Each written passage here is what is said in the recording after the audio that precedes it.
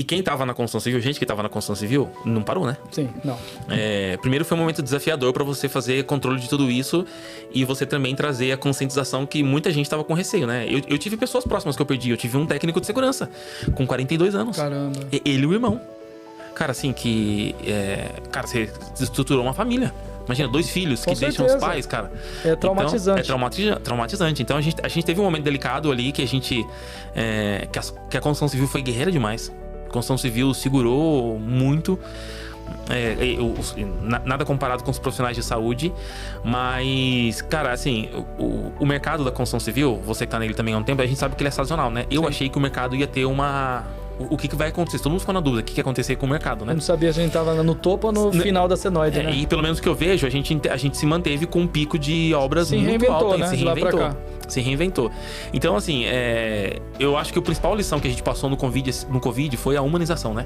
Verdade. Então, a gente olhar cada um... Eu não tô falando da... e a gente não pode perder isso. Se a gente tem que tirar alguma lição disso, é trazer essa questão de humanização. Porque a gente começou a se lembrar das pessoas pelo nome. Exatamente. A gente já não lembrava cadê a equipe do gesso?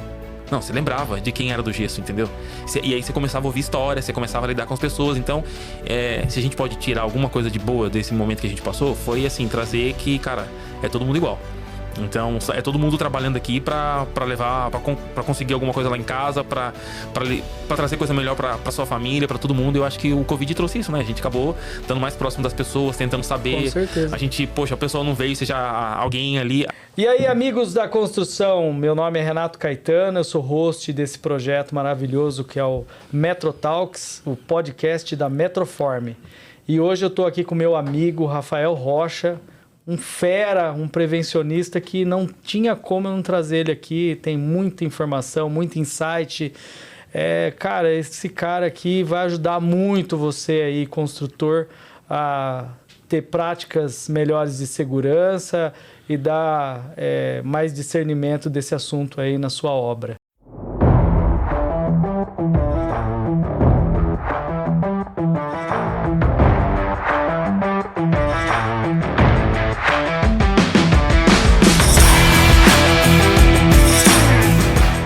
Rafael, obrigado aí mais uma vez por ter aceitado o nosso convite. Poxa, é uma honra a gente ter você aqui conosco e, enfim, o Rafael, gente, ele já trabalha com prevenção desde os 17 anos, é engenheiro ambiental, tem diversas formações, ele é fundador do grupo R Rocha.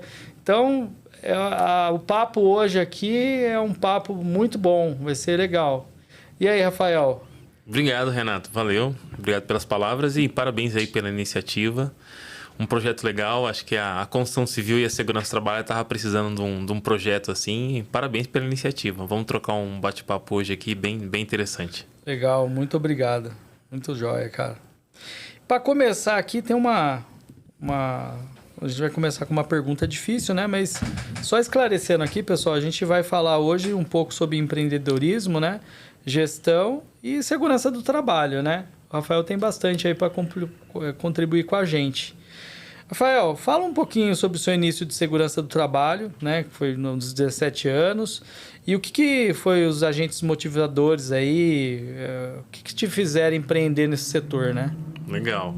Comecei na área com consultoria de segurança do trabalho aos 17 anos como digitador. Caramba. Naquela época tinha ainda digitador, né? Hoje você nem tem mais essa função, mas eu trabalhava de office boy na Paulista. Olha. De boy. E aí eu tinha uma empresa familiar que era de um tio meu. E ele tinha uma consultoria de segurança do trabalho. E eu queria muito, que eu achava o máximo. Você trabalha no computador, eu trabalhava entregando lanche na Paulista. Naquela época que o boy voltava pendurado nos ônibus. É isso aí. É isso mesmo. E aí eu dei a oportunidade e eu acabei entrando lá para digitar laudo, né? O pessoal, os técnicos iam no campo, faziam os levantamentos, os engenheiros iam no campo e voltavam e a gente transcrevia aquelas informações. E foi aí que eu comecei na área de segurança do trabalho. Fiquei nessa parte de consultoria. Por quase 10 anos eu fiquei nessa consultoria, uma empresa familiar. E aí depois eu acabei migrando, foram surgindo outras oportunidades, acabei me formando nesse período aí em engenharia, tive a oportunidade, graças à empresa que eu trabalhei, que me ajudou com uma bolsa de estudo, Legal, com 70% da minha engenharia. Sou muito grato a isso. Caramba, muito bom. Ela e o Alfredo, os dois me ajudaram muito. E não conseguiria. E aí eu tive essa formação depois. Aí, 2011, eu comecei a migrar de área. E aí eu fui parar na construção civil. Sempre tem os anjos na vida da gente para levar a gente pro próximo nível, né? A gente tem que saber ser grato e agradecer, né? Muito bom. Mas a entrada na construção civil é o que a gente vai falar hoje aqui, né? Eu entrei na construção civil por causa de um acidente. Eu recebi um contato de uma empresa para ser engenheiro de segurança. Tinha acabado de me formar. Eu não sabia nada de construção civil. Assim, totalmente leigo na construção civil. E aí eu recebi eu já tinha saído dessa consultoria. E aí eu recebi uma proposta para poder ir para lá porque tinha acontecido um óbito. Caramba. E eles precisavam se ajustar com relação à legislação, ao cumprimento de SESMIT. Trabalhei com um técnico de segurança. Eu nem sei se ele está vivo mais hoje, mas eu lembro exatamente o nome dele. José Ernesto Crodel. Ele já era um profissional na época, 2011, já era uma pessoa bem de idade, mas alguém que tinha um conhecimento fantástico na área, foi meu grande professor na construção civil. E um amigão meu também, o Éder Tavares, também foi uma outra pessoa que já era técnico de segurança de lá e acabou sustentando um engenheiro cabação que estava chegando que não sabia o que estava fazendo na construção civil. Deus foi generoso com você, né? Colocou Foi. duas pessoas aí pra trilhar o profissional que você se tornou, né? Exatamente. E aí o meu mergulho na construção civil foi em 2012. Eu fiquei por 6 anos na Odebrecht.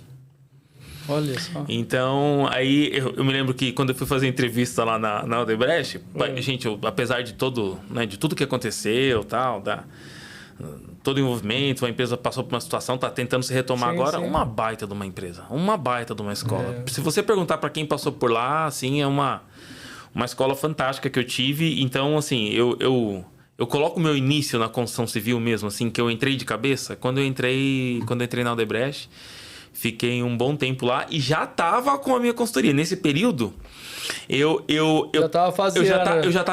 já tinha migrado para prestar consultoria. E aí eu recebi uma oportunidade. Eu nunca tinha trabalhado numa empresa grande. Eu lembro que a primeira vez que eu entrei no Odebrecht, tinha umas plaquinhas penduradas. Trabalho ou diversão? Eu falei, meu Deus, eu quero trabalhar aqui.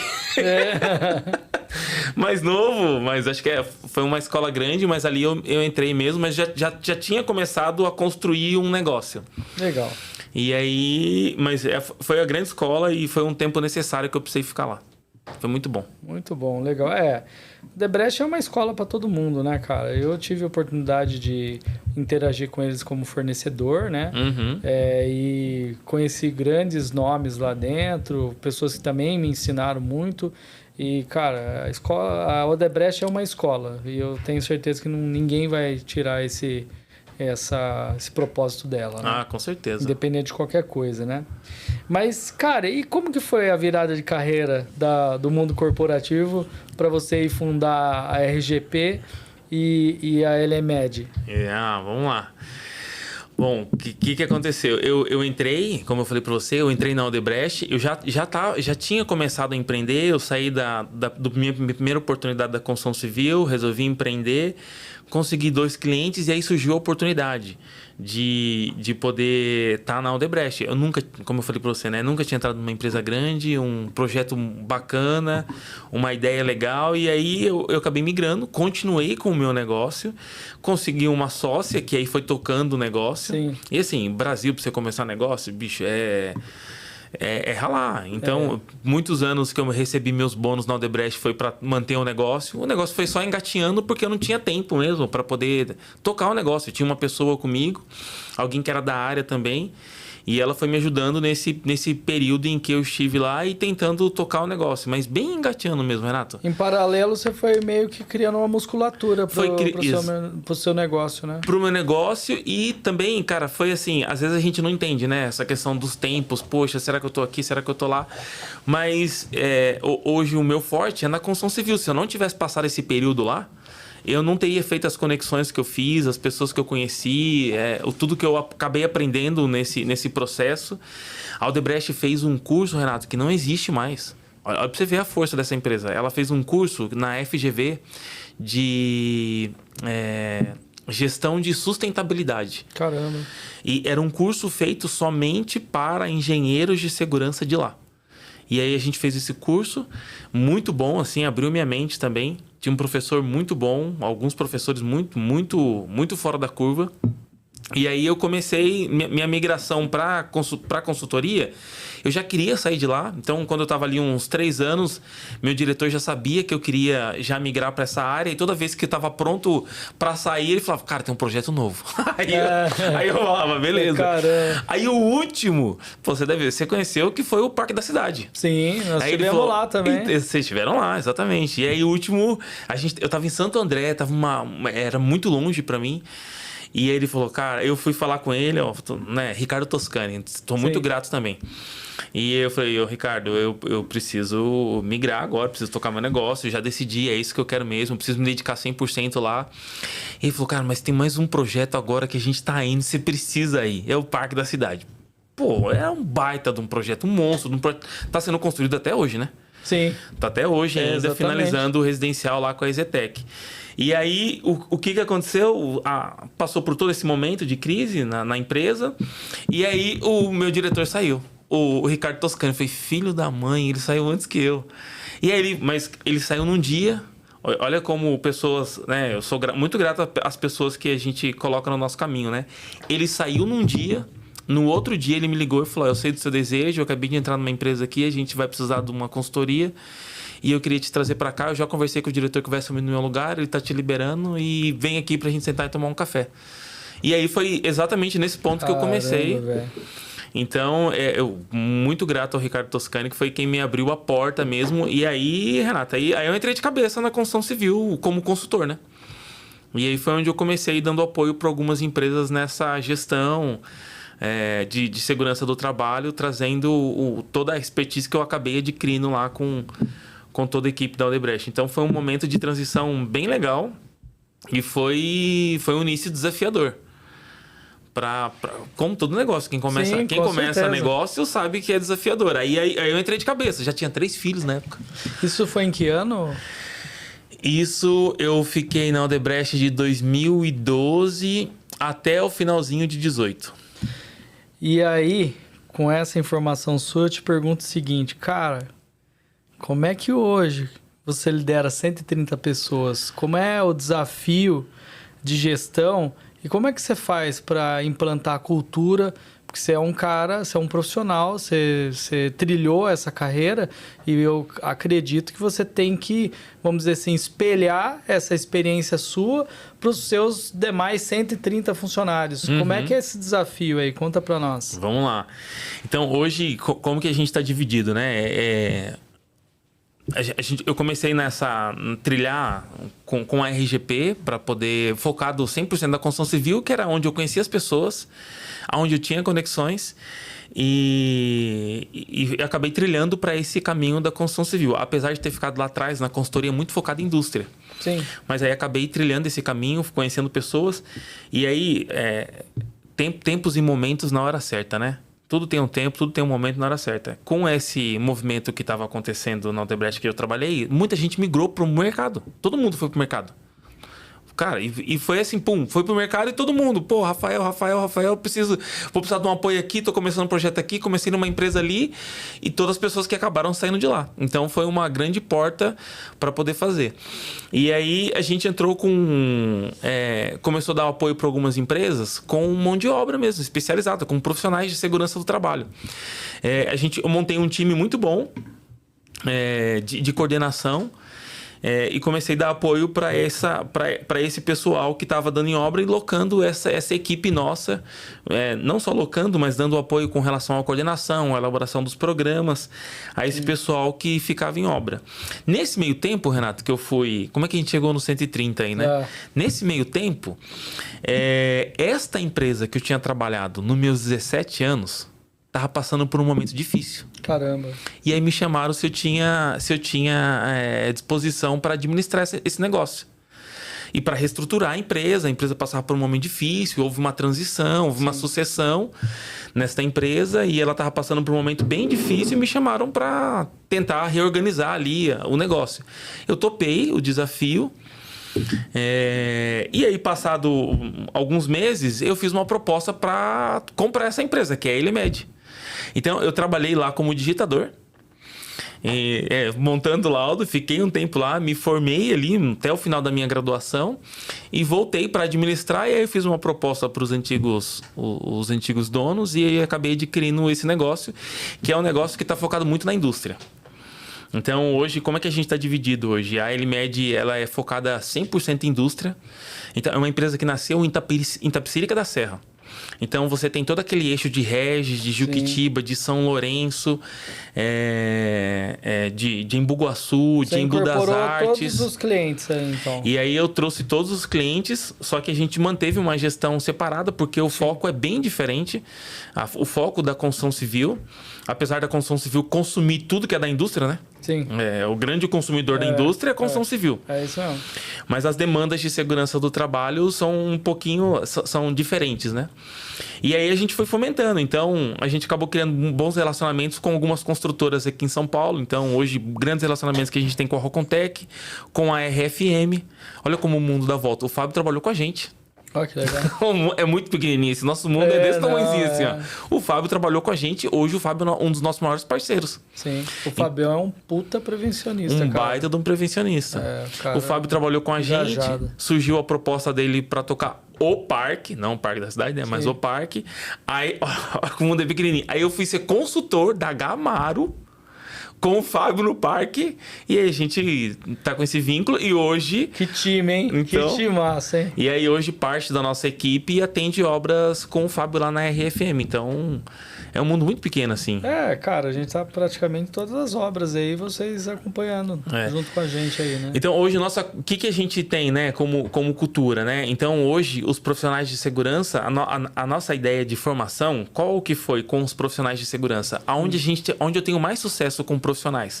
É os profissionais que começam com a gente com um estágio lá.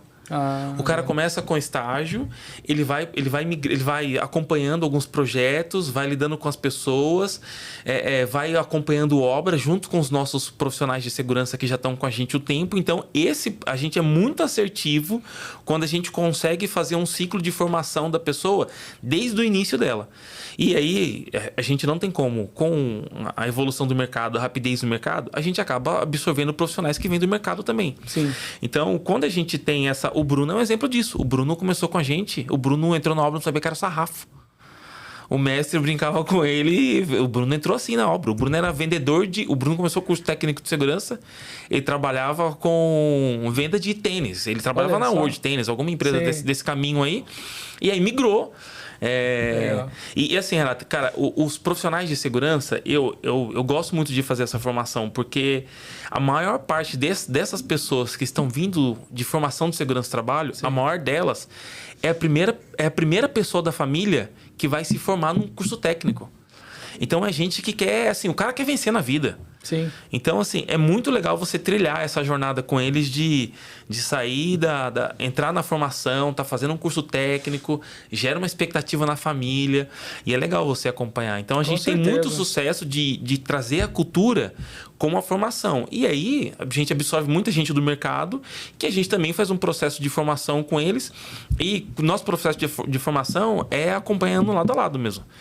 Então, no final das contas, você também transforma vidas, né? Porque quando você pega o cara desde lá da parte, né, o cara tá iniciando o estudo, tá fazendo a parte de estágio, e você dá toda essa abordagem, essa roupagem para ele, que é algo que você teve um pouco de dificuldade também ali no início, você tá transformando a vida do cara ali, talvez para sempre, e realmente implantando a cultura de prevenção ali na veia, né? Sim, são dois viés, né? Assim, o serviço de consultoria que a gente está fazendo, eu estou dando apoio para aquele projeto, para aquela obra, trazendo profissionais que a gente está formando dentro de casa e que está sendo acompanhado por uma equipe de gestão ali. Então, hoje a gente tem 4 coordenadores, 2 deles são engenheiros de segurança, tem o Franks e o Iranilton, 2 engenheiros, o Iranilton hoje, que é engenheiro de segurança, o Franks e o Bruno são 2 técnicos que já têm um know-how grande, que dão esse apoio e eu acabando dando esse apoio também para as obras. Legal. Então tem essa parte da consultoria que a gente está fazendo para a obra e tem a parte que eu mais gosto, assim, que é você ver a pessoa transformando a vida dela. Transformando. Então, tem a dor do crescimento, né? Com 130 pessoas hoje, Sim. Tem pessoas que eu vou conhecer depois de alguns dias que estão na empresa. Caramba. Porque estão locadas em projetos, estão mais distantes. Aí eu tenho um coordenador, aí eu tenho o Franks acompanhando, o Iranilton acompanhando, o Leonardo acompanhando. Você tem as suas atividades, né? Aí você tem a parte empresarial, né? Que aí você fica naquela, né? Você é técnico, né? Você quer estar lá no campo, mas também você tem um negócio. Aí você tem a burocracia do negócio. Fica faseando, né? Você fica faseando.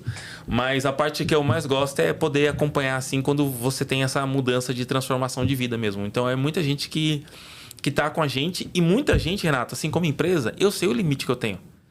Como empresa, como negócio, eu sei aonde eu posso chegar com cada pessoa. Legal. Então, acontece muito. É o caso do Fábio. Então, a pessoa que, poxa, cara, eu recebi uma proposta. Pô, eu fico feliz pra caramba.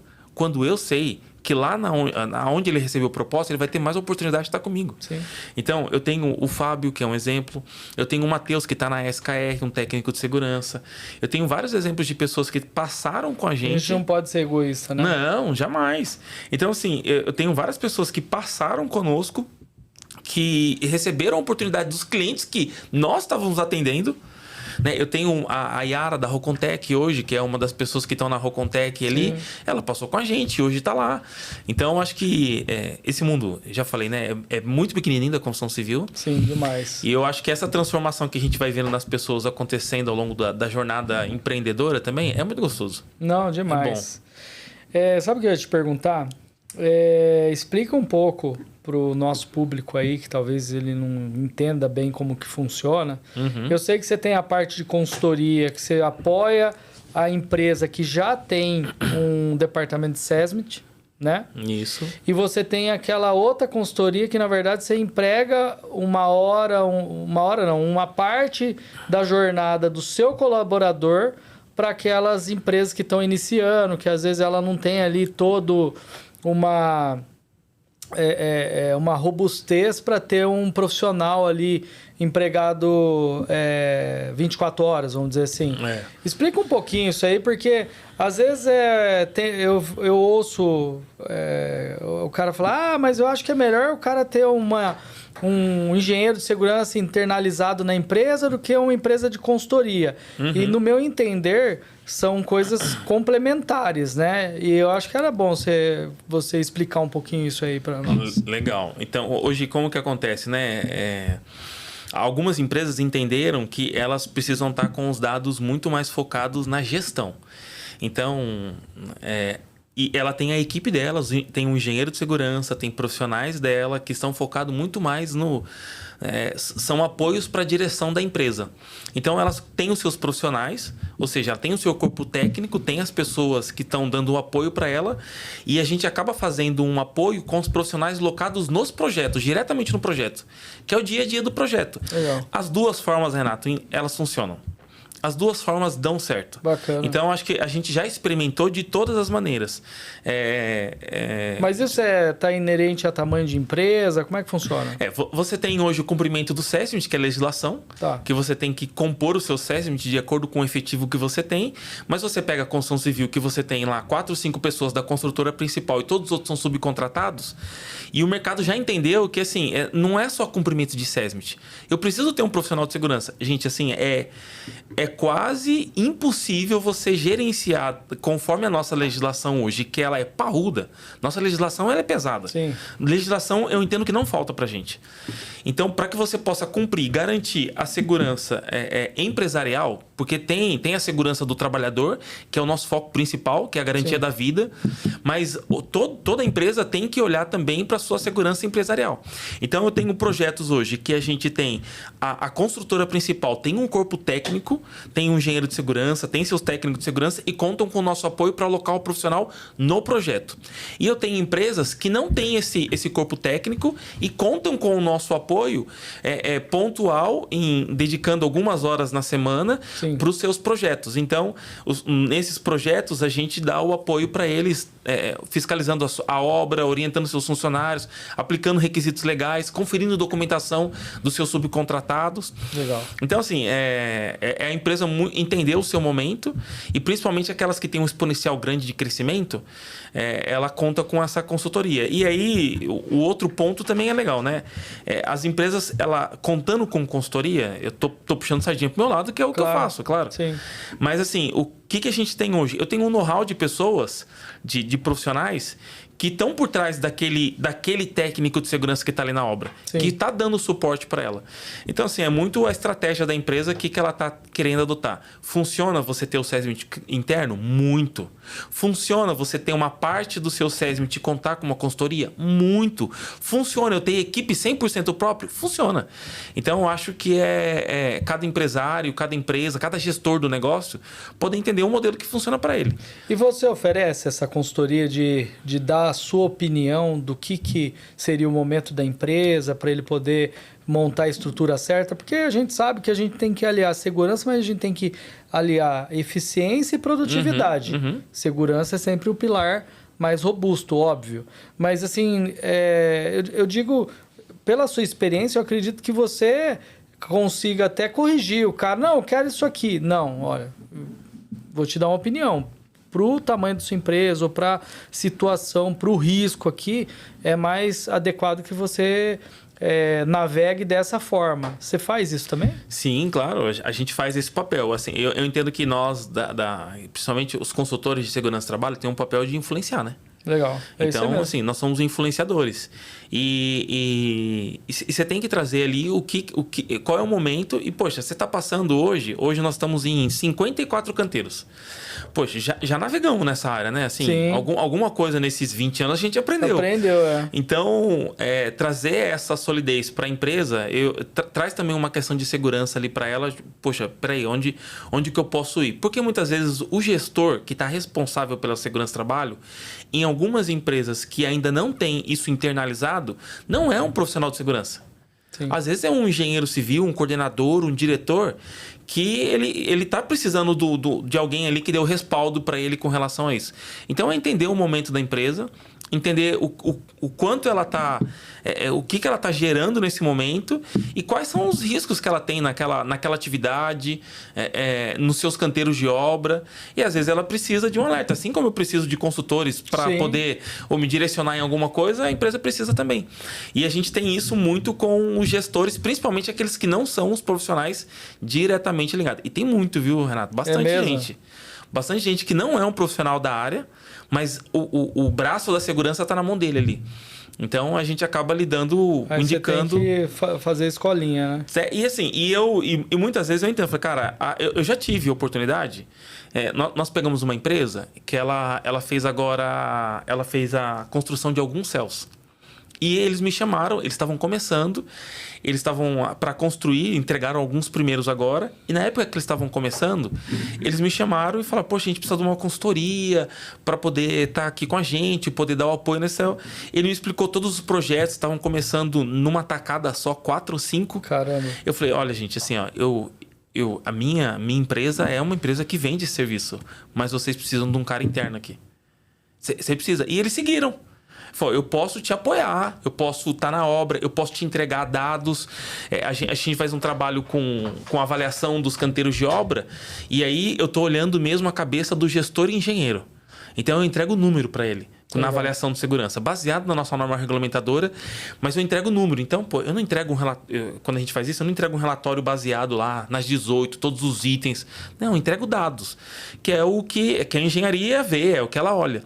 E aí, nesse caso, eu falei, gente, aqui, para este momento de vocês, o mais interessante é ter um profissional full-time aqui, locado, que seja um profissional que vai reportar para a sua diretoria, tem investidores junto aqui, você precisa ter um profissional. E eles seguiram essa orientação e a gente manteve uma parceria ao longo... Tem uma parceria com ele até hoje. Legal. Mas não entendendo o momento que ele precisava para a situação que ele estava atendendo ali, né? Excelente. Acho que ficou bem explicado aí. E como você equilibra soluções estratégicas, né, de tecnologia, compliance e abordagem humana na sua operação hoje? Tá, vamos lá. Então, hoje, assim, né, a gente tem uma construção civil ainda que carece de tecnologia, né? Bastante. Sim.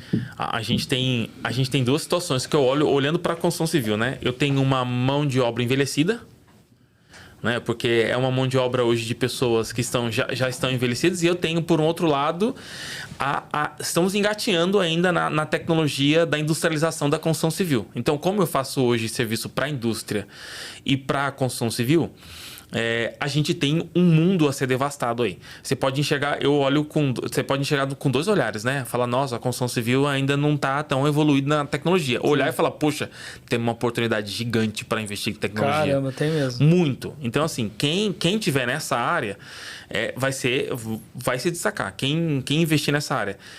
Eu enxergo muita solução que a gente trouxe, acho que da construção civil. E o que a gente tem feito hoje?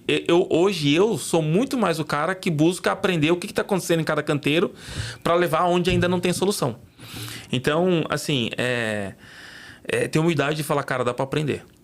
Então, essa semana passada, participamos com uma reunião onde uma empresa tem várias consultorias prestando serviço para eles. Eu falei, cara, eu não faço isso. Eu olhei para os caras e falei, poxa, eles estão muito bem evoluídos com isso, com esse ponto. Então, é a gente poder olhar e trazer tanto para o profissional de segurança do trabalho que está dentro do seu canteiro, enxergar que hoje ele é um gestor. E acho que é essa questão que a gente tenta trazer para o cara, que ele é um gestor daquilo que está acontecendo ali. Hoje a gente já tem uma evolução com as próprias construtoras com relação a softwares para poder gerenciar. Cara, gestão de requisito legal, com documentação de subcontratado. Bicho, não dá mais para a gente olhar que está fazendo planilha de Excel. Não dá, isso não dá. Ontem mesmo eu tive numa construtora que eles estavam fazendo o cadastro da facial de todo mundo. Poxa, você ter esse controle hoje para garantir uma segurança empresarial, não tem como você investir em tecnologia. Eu entendo que a gente tem um avanço grande para a gente poder ainda implementar na construção civil de processo produtivo. Sim. Mas hoje, com relação à segurança do trabalho, se a gente não tiver software para gestão hoje, de gerenciamento, tanto para documentação, você pega uma obra que no seu pico, nas nossas prediais, uma torre aí, que seu pico vai ter 150, 180 funcionários, vai passar por baixo, não vai passar menos de 500 pessoas naquela obra. Exatamente. Então, você garantir isso hoje com a nossa legislação trabalhista, que é pesada hoje, e você garantir, e o nosso ciclo ele termina, né? Sim. Aonde está a documentação dessa pessoa, o que ela passou por aqui, que treinamento que ela fez, como que ela conseguiu. Então, não tem como. Então, hoje, os nossos parceiros hoje já entenderam isso. A gente tem muita solução hoje de software bastante. Já disponível, mas a gente ainda tem um campo para migrar. A tecnologia... tem um abismo ainda. Tem um abismo grande ainda de equipamento. A ponte está sendo construída. Está sendo construída. E quem tiver o gargalo para construir. Então, hoje, eu sou muito cara que olha o que está acontecendo aqui, olha o que está acontecendo ali, leva para quem não está sendo feito ainda, traz uma solução. Então, eu acho que a gente ainda da segurança precisa ter um olhar bastante aguçado para essa... Você trabalha muito integração, né? Bastante. Muito, exatamente. Integração, o que você está vendo ali, o que está vendo ali. Eu vou ter a oportunidade agora de ir para... Em novembro tem a maior feira de segurança do trabalho do mundo, na Alemanha, né? Legal. E nós estamos indo com 2 pessoas para poder olhar e poder ver o que... Quando que vai ser? Vai ser dia 3, 4 e 5 de novembro. Novembro. Isso. Poxa. Falando no português, é A mais A, né? A solução, a feira, né? E a gente está indo exatamente, vamos ver. A gente tem 2 grandes feiras aqui em São Paulo que acontecem, né? Que é a Expo Proteção e a FISP também. Depois eu vou pedir para você me passar, porque eu vou conversar com o Thiago, porque em novembro a gente já está, né? Combinado de ir para Dubai, que tem uma feira grande de construção lá também, e provavelmente a gente volta na China. Mas eu tô achando interessante, talvez eu dar uma passada nessa feira lá na Alemanha. Na Alemanha, a gente já se programou, a gente vai estar lá. Já fizemos inscrição, já tá tudo programado, as passagens compradas, mas é ir para buscar a solução. Claro. Então, para olhar, para a gente ver... Fazer benchmarking. Exatamente, para você poder ver e trazer, poxa, vou ver que solução a gente consegue internalizar aqui, que solução eu consigo adotar aqui no Brasil, que solução a gente consegue adotar aqui em São Paulo, porque acaba que São Paulo está na referência do país inteiro, né? É verdade. Então, Rafael, essa é uma ideia. E fala para mim, qual que foi a obra mais emblemática para você até hoje e qual foi o seu maior desafio? Tá. Cara, pra mim foi o Parque da Cidade, uma obra mais emblemática que a gente passou, o desafio de construção, era uma torre comercial, o Parque da Cidade foi faseado, né? Sim. Mas eu peguei ali na época da torre comercial e um shopping, que hoje é o Shopping Parque da Cidade. Foi a obra mais emblemática que a gente passou e, assim, os desafios com relação às proteções coletivas e acho que o desafio de toda obra, assim, ó, independente de qual obra que é a gente trazer essa mudança de cultura, né? Eu entendo, Renato, que a gente tem um trabalho grande ainda que está na nossa mão para fazer, que é a formação da média liderança. Os nossos encarregados, nossa mestria, são os caras que mandam no canteiro. Com todo respeito a todo engenheiro civil, bicho, quem manda é o teu mestre, não é? É isso. É o cara que influencia. Então... Inclusive, eu tenho um mestre lá em casa lá. Aprendi muito com ele. Não tem jeito, é o cara que influencia, é o cara que traz, é o cara que tem a produção na mão. Então a gente tem ainda, acho que todo canteiro de obra, assim, esse foi mais um emblemático que eu passei, foi o Parque da Cidade pelo tamanho, pela magnitude do projeto e tal. É bem grande. Um projeto grande, diferenciado, muita gente, teve um pico de 1.800 pessoas lá. É muita gente. Então, toda essa logística, gestão das pessoas. E o maior desafio, infelizmente, o momento mais difícil, a gente teve um óbito lá, né? Caramba. Cara, assim, a gente tem que aprender, né? Olhar onde a gente errou, o que não deu certo, o que a gente fez de errado, porque assim, alguma coisa aconteceu de errado. Se teve acidente, independente do acidente, se teve acidente, alguma coisa falhou, né? Onde a gente falhou ali. Tem que aprender, né? Cara, e pro profissional de segurança do trabalho que já passou por experiência de ter acidente, principalmente fatal, cara, assim... É o momento que você se questiona em tudo, assim, cara, será que é isso aqui? Será que eu tô no caminho? Será que eu tô fazendo? Por que eu não falei? Por que eu não vi? Por que eu passei? Então... Você se questiona bastante, Você se questiona. E acho que a grande provocação nossa com profissionais de segurança do trabalho, a gente tem que ter esse questionamento em todo momento, assim. Em todo momento. E isso porque você estava numa empresa que investia muito em segurança, tudo, né? Aí pegando essa questão da segurança, fala aí pro pessoal que está ouvindo a gente, cara, o que você hoje daria o que você falaria para esse pessoal de obra que às vezes o cara compromete um pouquinho da segurança ali porque ele acha que ele vai reduzir um custo, qual que é o risco disso aí, cara? Vamos lá. Tô provocando porque eu sei que você sabe onde está a risco, dor. Então assim, ó, o grande risco que as pessoas não medem é assim, né? Não tá naquilo que você ganha, tá naquilo que você perde, né? Então, eu vejo hoje, a gente vem com uma mão de obra de engenharia, assim, uma meninada nova entrando na área, assim, e, cara, é muito legal você ver isso aqui, né? E é ruim você olhar que você não é mais esse menino novo, né? Você olha e fala assim, eu não sou mais esse menino novo, né? Então, o que eu vejo, assim, a gente tem um aperto pro prazo gigantesco, todo mundo, né? E na construção civil não é diferente, né? Toda obra você vai lá, a sua gestão à vista, o foco é o seu prazo, né? Todo mundo quer cumprir prazo, mas o que eu coloco pro pessoal assim? Falei, gente, nada substitui a vida e a segurança. Então, assim, ele não pode caminhar separadamente. A gente não pode ter a segurança do trabalho apartada do negócio. A gente não pode ter um negócio afastado. A segurança é com o técnico. O engenheiro tem que assumir essa resposta e falar, cara, esse negócio é meu. Tem que ter junto, tem que andar junto. Eu participei de muito módulo de engenharia. Módulo de engenharia era uma engenharia montante que o pessoal fazia para poder avaliar como você ia tocar o seu negócio. Como que aquela obra ia acontecer. Sentava numa sala, Renato, um monte de engenheiro de um monte de obra, o cara vinha apresentar o módulo de engenharia dele. A segurança do trabalho não tinha que ter um tópico de segurança do trabalho. Era proibido ter tópico de segurança do trabalho. Porque ele tinha que falar da segurança do trabalho ao longo do projeto. Minha fundação vai acontecer assim, eu vou fazer esse tipo de fundação, a minha estaca vai ser essa, eu vou falar desse jeito. E para segurança vai ser aqui, aqui, aqui. Não tinha um módulo apartado. Ele tem que estar sempre atrelado à eficiência, mas ali como um pilar robusto, né? Como um pilar. Assim como você tem todos os seus projetos para poder construir, a segurança tem que estar junto. Sim. Então, assim, existe uma dor para a gente poder navegar com relação a isso e a gente precisa colocar, como um agente influenciador que somos, de que ela precisa estar junto.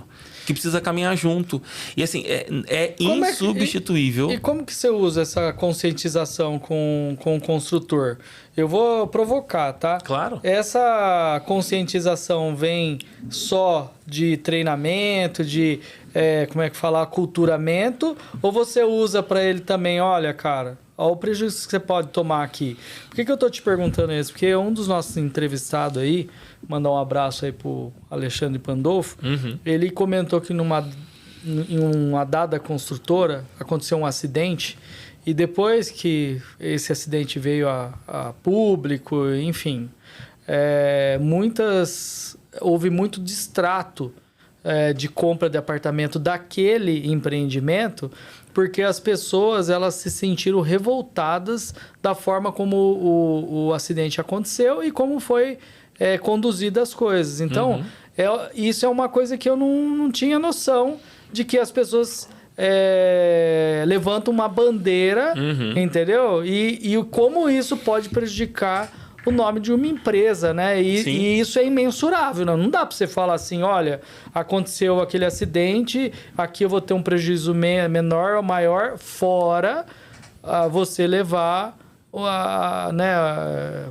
eu não sei, carregar com você que você... podia ter feito algo diferente para que uma vida fosse preservada, né? Quando a gente está lidando com um gestor, né, com o engenheiro ali, o diretor de obra, assim, eu tento colocar para a nossa equipe que eu tenho que levar número. Porque se eu não levar número, eu não influencio. E eu levo sempre a pauta da segurança empresarial. Legal. E que é exatamente isso. Cara, um acidente aqui é a evidência, não é... A vida Cara, é a coisa mais preciosa que a gente tem. Não existe nada mais precioso que isso. Mas a consequência disso pro negócio é esse ponto que eu tento levar quando eu tô lidando com o diretor ali, com o dono da empresa, com a pessoa responsável, a imagem que está sendo levada e o que pode acontecer como consequência. Vou te dar um exemplo. Nós tivemos uma obra que a gente acompanhou em Santos. O que aconteceu ali? Teve numa subida da grua, teve uma queda de um madeirite. Soltou um madeirite, ele planou esse madeirite, ele caiu em cima de uma escola. Nossa. E pegou e fez escoriação em algumas crianças e um professor. Poxa, criança, tudo mais. Cara, aí você vai ver a questão do custo, né? Primeiro que você tem a imagem daquilo, com a divulgação daquilo. Você teve que interditar a escola, você teve que arrumar um prédio novo, você teve que arrumar o translado das crianças para elas virem para a escola e serem levados para aquele prédio. Ok, tem um custo com relação à imagem da empresa? A gente pode pesar isso? Claro que tem um custo com relação à imagem da empresa que a gente não consegue medir. É muito difícil de se medir. Mas quanto me custou essa logística e tudo que aconteceu com relação àquele acidente? Eu lembro que a gente fez na época um custo. Quanto que isso onerou a empresa? Assim, foi mais de 1,5 milhão. Só de... Não foi somente arrumar a escola. Caramba. Foi tentar dar uma imagem de preocupação com relação à segurança do trabalho, do incidente que pode acontecer, e a gente olhar para o que aconteceu e o que a gente pode adotar a partir daqui.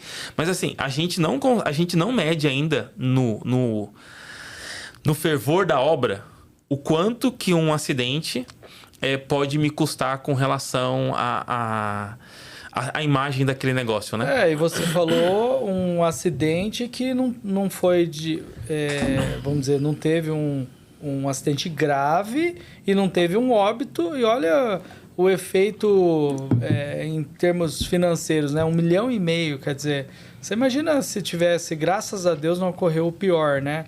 Como é que seria tratado uma situação dessa, Sim. Né? Então, eu acho que tem conscientização. Eu falo, você usou um termo que realmente, cara, não deveria ser assim, mas assim, enquanto você não mostra números, as pessoas não acreditam. Elas acham que, puta, o cara tá falando isso aí e não é bem assim. E, Rafael, você já presenciou um caso em que a cultura de segurança foi um agente transformador, assim, que te marcou? Assim, putz, cara, como é que... Eu não imaginava que isso ia... gerar tanta transformação. Cara, eu tenho um exemplo muito, muito simples assim, mas que ele é tão pequeno que talvez as pessoas menosprezem, né? A gente tem nas obras, a gente tem em todas as obras, os famosos DDS. Sim. Eu trabalhei numa empresa que ela mudou esse nome. Ela chamou de TDT. Treinamento Diário de Trabalho. Qual era o conceito que eles tinham lá? Pra você ver como a cultura impregnou em um mestre de obra. Era para tirar o foco que o DDS era só caminhado pelo profissional de segurança do trabalho, que é o que acontece na maior parte. Se o técnico de segurança não estiver lá, não tem. Para quem não é da área, tá ouvindo a gente, DDS é um bate-papo de 10, 15 minutos que é feito antes do início do trabalho. Não é que as pessoas Vou abrir aspas no que você está falando. Isso eu já presenciei. Poxa, você fez a instrução de manhã do DDS? Não, mas eu não recebi ainda as instruções do Departamento de Segurança. Pô, você tem N situações que estão ocorrendo ali no dia a dia que você podia pegar uma, duas dessa e disseminar para a equipe inteira, né? É exatamente o que essa empresa coloca como cultura, que é o TDT, é o Treinamento Diário de Trabalho. Para você falar do trabalho. O que vai acontecer hoje? Qual atividade nós vamos ter? E aí, eu trabalhei com um mestre chamado Maranhão. Depois eu mando para ele aí. E aí, ele pegou isso aí como... Não interessa, podia ser chuva, podia ser sol. Ele entendeu que ele conseguia ganhar produtividade alinhado com a segurança quando ele reunia a equipe dele para poder passar o que eles tinham que fazer ao longo daquele dia. Então, o treinamento que se fazia com esse pessoal para uma mudança de cultura com isso era você levar ali a informação do que ia acontecer no dia, qual era a atividade que ia acontecer. Ele entendeu isso, que ele ia ganhar produtividade.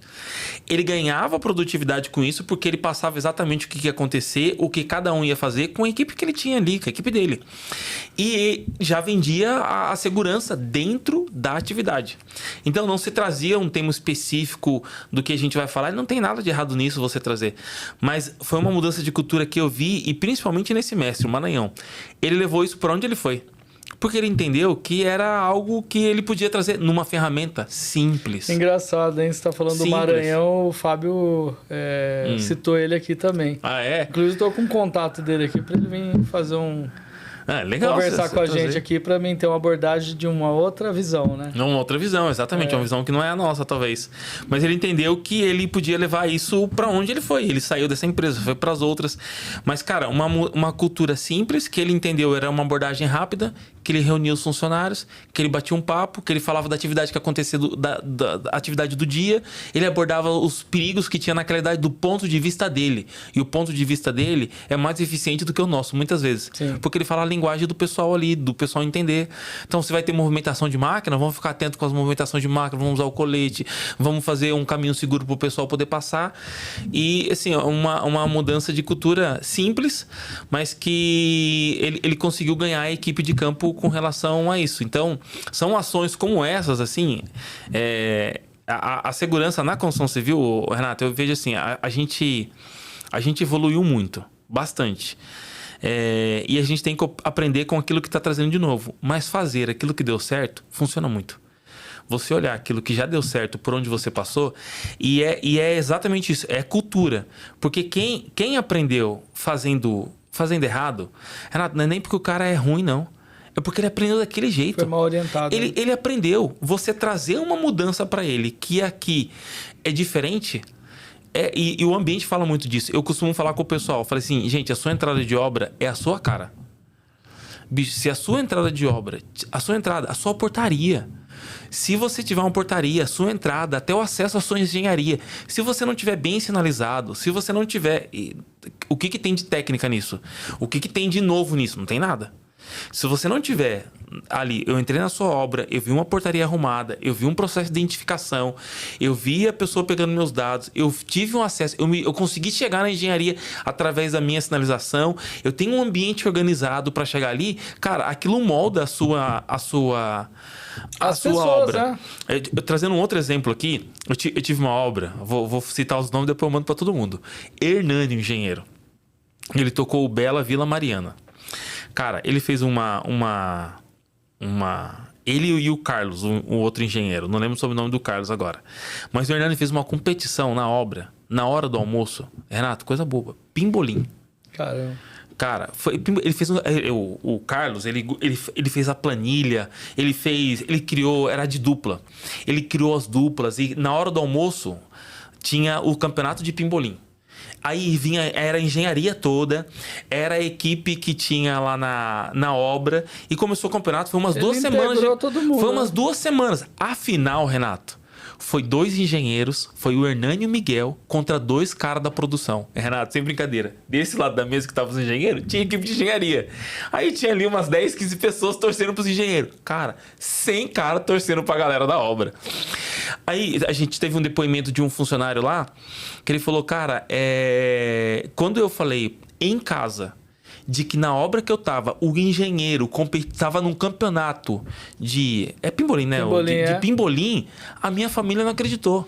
Eu gravei um vídeo para mostrar. Então, assim, você tá próximo, você trazer uma cultura de proximidade. Então, assim, a gente fica buscando aquela mudança gigantesca, aquele modo gigantesco. O que eu vou fazer? Cara, você dá um Grêmio bem acessível pro seu funcionário. Sim. E, assim, a nossa mão de obra ainda, ela é muito reflexo do ambiente. Sim, é isso mesmo. Engenheiros, pelo amor de Deus, é reflexo do seu ambiente. E aí eu coloco assim, ó. O cara me pergunta, mas meu refeitório tá bom? Eu falo, hoje... Se você pegar o seu almoço hoje, você senta lá e almoça tranquilo? Se você senta e almoça tranquilo, bicho, provavelmente ele tá muito legal. Minha área de vivência tá boa? Cara, você usa... Você não pode ter segregação. Você não pode ter segregação. O que você oferta, você tem que usar, pô. Então, assim, ó, o exemplo é uma forma de você trazer cultura, você ter o exemplo, você integrar com a equipe de obra, caminhar junto é um exemplo. E assim, trouxe esses 2 exemplos para você, né? Um mestre de obra que pegou o DDS e fez dele uma ferramenta de trabalho, Sim. Ganhou com isso, e uma interação, cara, de você fornecer um ambiente. E para obra, Renato, poxa, gente, vamos falar aqui, ó. Eu trabalho na indústria. A grana que circula na obra, o movimento que a obra... Eu falo grana de movimentação de contratação. É muito grande, cara. O investimento que eu vejo acontecer em 10, 12 anos na indústria, cara, acontece em 2 anos na construção civil. Então, assim, poxa, você montar uma estrutura bacana, você dá uma área, você ter um acesso legal, você dá uma área de vivência, reflete 100% na segurança da obra. Legal. Muito. Muito bom. Deixa eu te perguntar, a gente teve aí, né, o momento muito triste do Covid, né? Uhum. O que você enxerga de tendência do setor de segurança, de ocorridos que tiveram, né, durante o Covid? O que você acha que a gente amadureceu? Cara, primeiro assim que foram, não sei pra você, né, mas foram 2 anos meio que apagados, né? Tipo, sabe aquela pessoa que você não viu no Covid, aí você viu depois e falou, meu Deus, quanto tempo, né? Parece que foram 2 anos que sumiram. Exatamente. E quem tava na construção civil, gente que tava na construção civil, não parou, né? Sim, não. Primeiro foi um momento desafiador para você fazer controle de tudo isso e você também trazer a conscientização que muita gente estava com receio, né? Eu tive pessoas próximas que eu perdi. Eu tive um técnico de segurança com 42 anos. Caramba. Ele e o irmão. Cara, assim, cara, você estruturou uma família. Imagina, 2 filhos que deixam os pais, cara. É traumatizante. Então, traumatizante. Então, a gente teve um momento delicado ali que a gente... que a construção civil foi guerreira demais. A construção civil segurou muito. Nada comparado com os profissionais de saúde. Mas, cara, assim, o mercado da construção civil, você que tá nele também há um tempo, a gente sabe que ele é sazonal, né? Eu achei que o mercado ia ter uma... O que vai acontecer? Todo mundo ficou na dúvida. O que ia acontecer com o mercado, né? Eu não sabia se a gente tava no topo ou no final da senoide, né? E pelo menos o que eu vejo, a gente se manteve com um pico de obras muito alto. Né? Se reinventou. Se reinventou.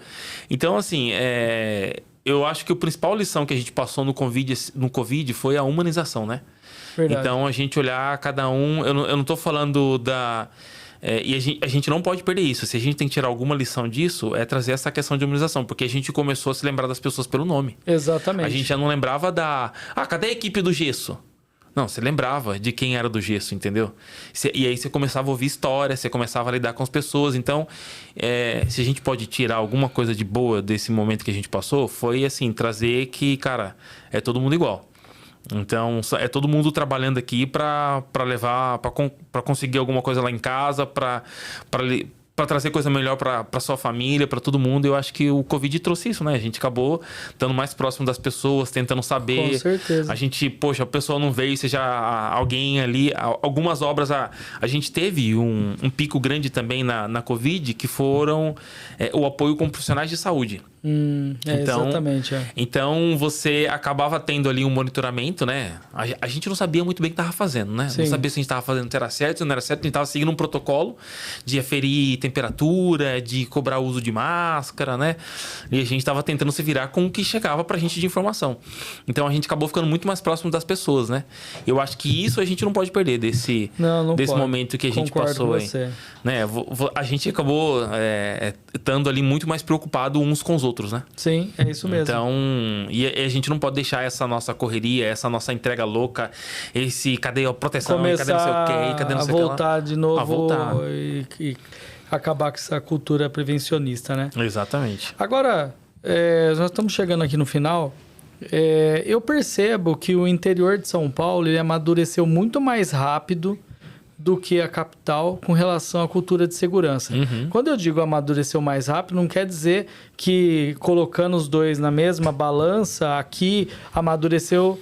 Não, é que eu não vou usar temporal, mas as capitais demoraram muito mais tempo para aderir à cultura prevencionista do que eu vejo hoje o interior e outras capitais e cidades que a gente achava antes que eram mais, vamos dizer assim, arcaicas, né? E que hoje está despontando. O que você vê? Você concorda com isso? E se você pudesse de maneira rápida, o que você acha que é o que está acontecendo que levou isso a acontecer? Nós estamos hoje atendendo com uma base lá em São José do Rio Preto, né? Então a gente atende desde Ribeirão Preto até São José do Rio Preto ali, mas hoje a gente está forte lá em Rio Preto. Primeiro, o que eu vejo, né? São Paulo é uma grande locomotiva. Sim. De formação, de idealização, de construção no segmento, em todos os segmentos. E o que aconteceu, que a gente está acompanhando hoje, principalmente atendendo os clientes lá de Rio Preto, é que boa parte da nossa engenharia teve formação na capital, né? E outra, né, Renato? Assim, é um local que é muito mais evidente cada obra, né? Quando você desponta lá um espigão de um prédio lá, tá muito mais em evidência do que está na capital, né? Sim. Então, a velocidade para deixar aquilo adequado e a sua exposição, o seu nome, é muito mais conhecida na região. O mercado ele é muito mais... as pessoas exigem mais. Então, como você tem um grande número de obras, um volume muito grande na capital, às vezes você se perde. Dispersa, então, você não fazer tão bem assim, ninguém tá... É tanta coisa que tá acontecendo que isso dispersa. Agora, no interior, como você tá muito evidente, então as empresas, primeiro... as construtoras também são familiares, né? As construtoras são familiares. O cara fica com medo de colocar o nome da família dele a cheque, né? O sobrenome dele tá na empresa, entendeu? Então, e as pessoas conhecem o sobrenome dele ali. Sim. Então, eu acho que isso traz... uma visão que a alta liderança já traz essa preocupação, né? Legal. E acaba olhando para São Paulo como referência, assim. Acaba olhando para a capital aqui como referência e acaba levando. Então, a gente viu agora, e tem visto isso, muita mão de obra mesmo. Pessoas que estão... E também em função da Covid, né? Sim. Muita gente que se deslocou dos grandes centros por mais qualidade de vida, por cidades onde você tem mais facilidade. Porque tá crescendo também, né? Pega São José do Rio Preto mesmo, você não perde nada pra cá. Não, nada. O Bruno não volta nem amarrado. Só pra você ter ideia, no meu ponto de vista, São José do Rio Preto, ele tá mais avançado que Campinas. Porque Campinas, você pega ele 10, 11 horas, os comércios de alimentação já estão querendo fechar. E São José do Rio Preto, a coisa vai embora, entendeu? A coisa vai embora. A pergunta que não quer calar. Fala um pouco, o que você acha do atendimento da Metroform? Como que a gente ocupa essa posição de prevenção com os nossos equipamentos? Eu queria que você... como que o mercado vê a Metroform? Cara, é referência, né?